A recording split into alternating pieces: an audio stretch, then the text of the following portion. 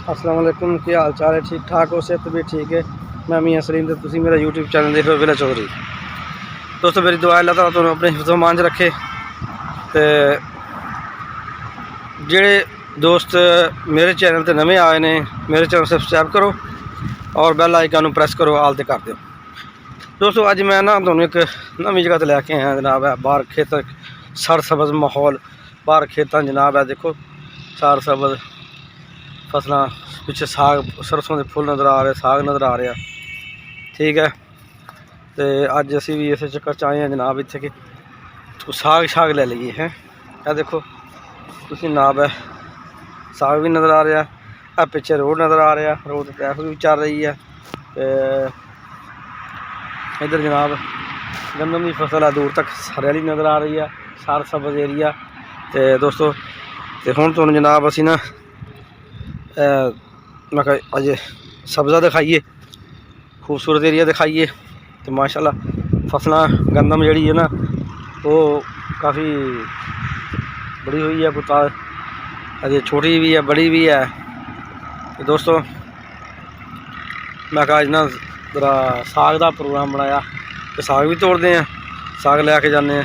अज साग पकावांगे तो अल्लाह खैर करे। तो अज जरा सब्ज़ा खुद देखिए जाके कैसा है।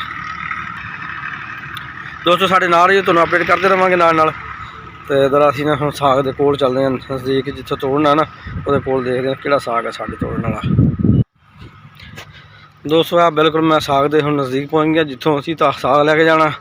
आ सामने सरसों नज़र आ रही है, सर सब्ज़ हैं, और जनाब सरसों के फुल लगे हुए हैं पीले पीले, कितने खूबसूरत नज़र आ रहे हैं। अब तुम देखोगे हैं कितना प्यारा सीन नज़र आ रहा। इस साइड गंदम है, तो सामने यार गंदम में पानी लग रहा और विच परिंदे फिर रहे हैं, बगले जिन्होंने बगले कहते हैं। तो मैं दिखाना क्लोज अप करके जे नज़र आ गया तो देखो बगले नज़र आ रहे हैं। देखो दोस्तों जनाब हुण सर सब्ज़ एरिया साग दियां गंदलां नज़र आ रही वा, मोटियां मोटियां गंदलां जनाब। तो बड़ा खूबसूरत साग है। सरसों जनाब पीले पीले फुल नज़र आ रहे सरसों के। तो यह जनाब सामने मेन रोड नज़र आ रहा है। तो मैं क्लोज अप करके दिखाना, इतने मेन रोड नज़र आएगा है। तो यार ट्रैफिक चल रही है, गुजर रही है सामने, और देखो बाइक जा रही सामने। तो यह देखो कार आ रही है जा रही, पिछे रिक्शा एक कार जा रही और है। देखो है मेन रोड गुजर रहा है, बिल्कुल नज़दीक है।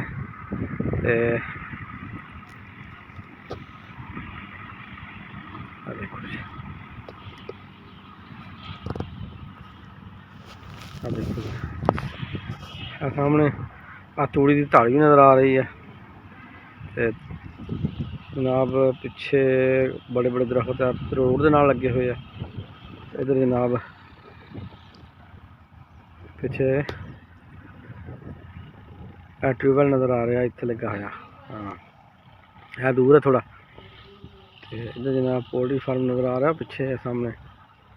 यह दोस्तों जनाब आ सरसों है, इधर साग अज जाके पकावांगे। तो फिर जनाब तुहानूं मज़ीद अपडेट करांगे। तो देखो कितना बेहतरीन साग है। साग की ढेरी लगी पई है, साग तोड़िया तो थोड़ा जी वो तोड़ लेंगे, देखते हैं। सरसों कितनी खूबसूरत नज़र आ रही है, पीले पीले फुल सरसों के। साडा साग है जी ना थोड़ा वो टुट रहा, तो और तोड़ लेने। तो फिर बस 2-4 मिनट हो रहा, फिर वापसी चलते हैं तोड़ के। इधर नाल जनाब बंदा स्प्रे कर रहा गंदम में, स्प्रे कर रहा वीवर। तो मैं ना मज़ीद दिखाना सरसों के फुल देखो क्लोज अप करके कैसा नज़र आ रहा है फुल। ऐसा सोना फुल है जनाब, माशाल्लाह बड़ा खूबसूरत।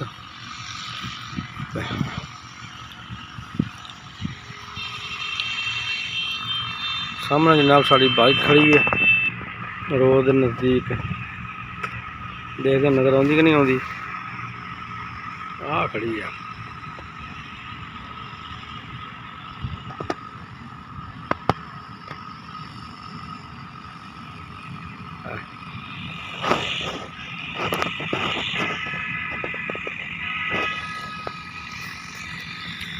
दोस्तों। साग काफ़ी सारा साग हम तोड़ लिया असी, तो मेरे ख्याल हम चलीए वापस, तो गुजारा हो जाएगा। नहीं मुकदा जल्दी है। देखो ना स्प्रे कर रहा बंदा गंदम नूं, ते कणक स्प्रे हो रही है, तो यार वो दूर तक उड़ती हवा है तो चल रही, तो नाल नाल उड़ रही है। वो परली साइड से कर रहा तो शायद काफ़ी हो गया मेरे ख्याल। चलो फिर बस कर दें, ठीक है जी। तो चलिए हम जाके साग पकाना भी है। ओके, बाकी अगे अपडेट करते रहेंगे इंशाल्लाह। ओके।